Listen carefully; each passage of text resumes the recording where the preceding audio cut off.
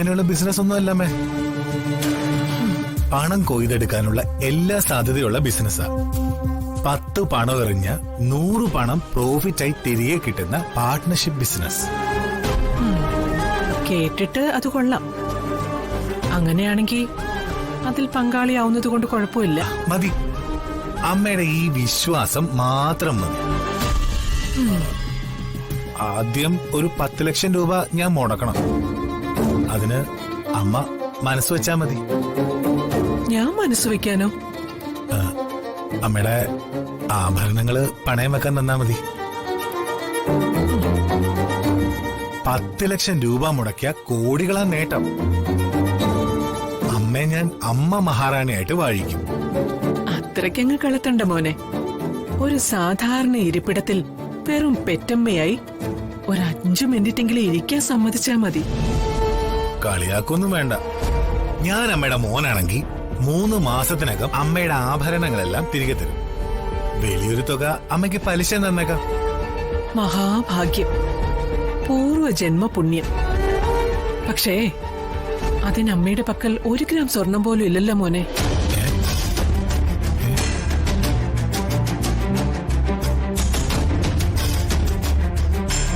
അമ്മയുടെ സ്വർണ്ണമൊക്കെ എവിടെ? ഒരാവശ്യത്തിനായി നിന്റെ അച്ഛൻ വന്ന് വാങ്ങിക്കൊണ്ടുപോയി.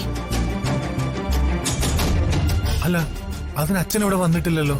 ഇല്ല, പക്ഷേ മാധവേട്ടൻ പുറത്തു വന്ന് കാത്തുനിന്ന് വാങ്ങിക്കൊണ്ടുപോയി. ഒച്ച കള്ളവാ. നിന്റെ തള്ള പെരും കള്ളിയാടാ. ആഭരണം ആർക്കും കൊടുത്തിട്ടില്ല. എല്ലാം ഒരു ഒളിപ്പിച്ച് വെച്ചിരിക്കുവോ പഠിച്ച കള്ളി. ഇവരുടെ ആഭരണം വാങ്ങി പണയം വെക്കുന്ന കാര്യം നമ്മൾ ഇന്നലെ രാത്രി സംസാരിച്ചില്ലേ? അതെല്ലാം ഇവര് ഒളിഞ്ഞു നിന്ന് കേട്ടു. അപ്പൊ തന്നെ എല്ലാം ഊരി ഒളിപ്പിച്ചതാ പെരും കള്ളി. ഇല്ല മോളെ, ഞാൻ എങ്ങും ഒളിപ്പിച്ചിട്ടില്ല. പിന്നെ ഒരു സത്യവതി വന്നിരിക്കുന്നു. എടാ, സ്വർണം പുറത്തൊന്നും പോയിട്ടുണ്ടാവില്ല. ഈ വീട്ടിൽ തന്നെ ഉണ്ടാവും.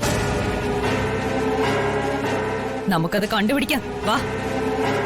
അമ്മേ, എടാ ഇങ്ങോട്ട് വരാൻ. ഞാൻ കണ്ടുപിടിച്ചു തരാം. വാ.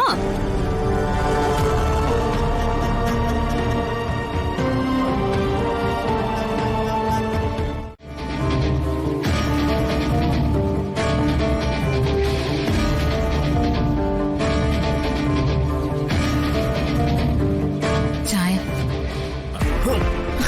നിന്നോട് ആരാടി ഇപ്പൊ ചായ ചോദിച്ചത്? പ്രകാശനെ വിഡ്ഢിയാക്കരുത്.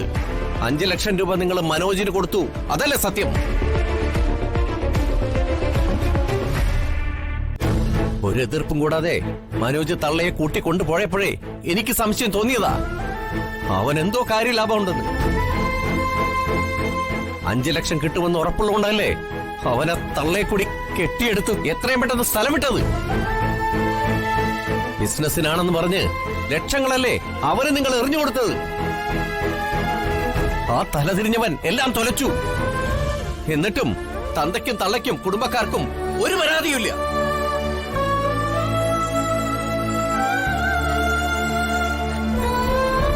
എല്ലാം തൊലയ്ക്കാനായിട്ട് വീണ്ടും 5 ലക്ഷം രൂപ.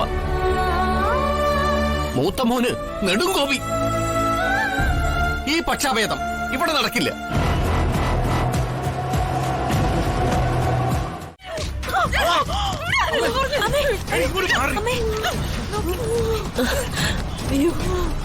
തെണ്ടികളെ, ഞങ്ങളുടെ കുടുംബ പ്രശ്നത്തിൽ നിങ്ങൾക്ക് എന്താ കാര്യം?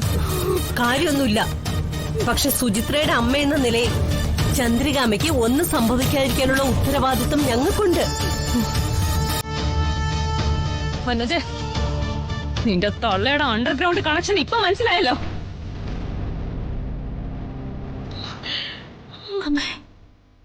തൊള്ളേ ഇവരും തമ്മിൽ സിൻഡിക്കേറ്റാ.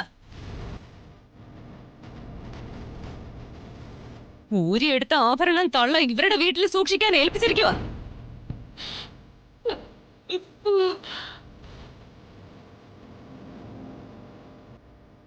മര്യാദയ്ക്ക് ആ സ്വർണം തിരിച്ചു തന്നിരിക്കണം.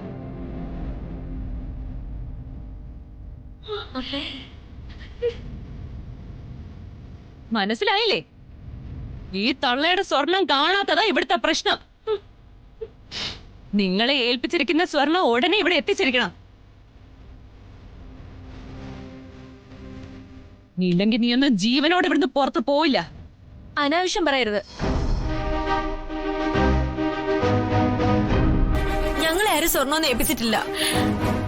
നീ ഞങ്ങളൊരു ചുക്കും ചെയ്യാനും പോകുന്നില്ല. നിർത്തടി എച്ചില് തീനി. ഞങ്ങൾ എച്ചില് തീനികൾ തന്നെയാ. പക്ഷേ കോടീശ്വരിയായ ഹരിതയെ പോലെ അമ്മയമ്മയുടെ പിച്ചച്ചട്ടിൽ കൈയിട്ട് വരുന്നവരല്ല. ഇതൊക്കെ കേട്ടോണ്ട് നിൽക്കാതെ പിടിച്ചു ഇറക്കണം ഈ ചെറ്റകളെ. ആന്റി, പ്രശ്നം ഉണ്ടാക്കാതെ പോ. അമ്മയുടെ പ്രശ്നം ഞാൻ നോക്കിക്കോളാം. അത് ഞാൻ നോക്കിക്കോളാം. ഈ തൊള്ളയെ ഞാനിന്ന് മാറടി. വാ ഇങ്ങോട്ട്. വരാൻ. വാ ഇങ്ങോട്ട്. ഓരോന്നല്ലേ പറഞ്ഞ് ഓരോ നോക്കി നിൽക്കാം. കേറുതള്ളേ ഇങ്ങോട്ട്. കേറാൻ. പോ തള്ളേ.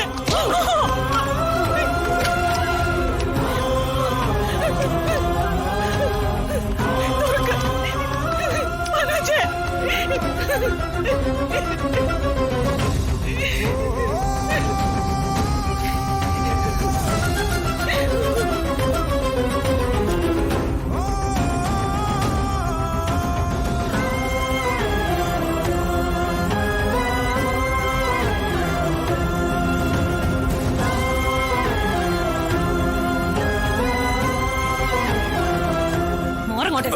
നീയൊക്കെ എന്ത് കാണാനാ അവിടെ നിൽക്കുന്നേ? ഇറങ്ങടി അങ്ങോട്ട്. ഇറങ്ങ. ഇറങ്ങോളെ. ഇറങ്ങി പോന്റെ വീട്ടിൽ നിന്ന്. ഇറങ്ങ അങ്ങോട്ട്. ഇറങ്ങ രണ്ടെണ്ണോ.